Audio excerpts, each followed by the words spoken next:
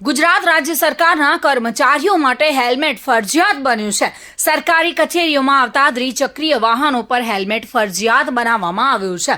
છતાં આ કાયદાનો અમલ ન કરનારા સરકારી કર્મચારીઓને હવે કાયદાનું પાલન કરાવવા પોલીસે લાલ આંખ કરી ગુજરાતની તમામ સરકારી કચેરીના દસ્તાવેજે હેલ્મેટ અને કારમાં સીટ બેલ્ટના નિયમનું ચુસ્ત પાલન કરાવવા ટ્રાફિક પોલીસ દ્વારા હેલ્મેટ ડ્રાઈવ યોજવામાં આવી રહી છે। હેલ્મેટ નહીં પહેરનાર અને સીટ બેલ્ટ નહીં લગાવનારને પોલીસ દંડનીય કાર્યવાહી કરશે। અરવલ્લી જિલ્લા સેવા સદનના 5 ગેટ પર ટ્રાફિક પોલીસ દ્વારા દંડનીય કાર્યવાહી કરવામાં આવી રહી છે। આ અંગે રાજ્યના પોલીસ વડાએ એક્શન પ્લાન બનાવ્યો છે। આજથી ગુજરાતના તમામ સરકારી કર્મચારીઓને ફરજિયાત હેલ્મેટ પહેરવું પડશે। દરેક સરકારી કચેરીઓ પર પોલીસ તૈનાત રહેશે। ટ્રાફિક પોલીસ ઓફિસના ગેટ પર નિયમોનું પાલન કરાવાશે।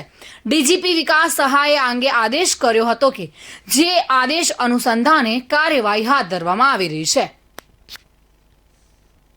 મિતેશ પરમાર સાથે bureau report, today Gujarati news. આ સમાચાર આપને કેવા લાગ્યા?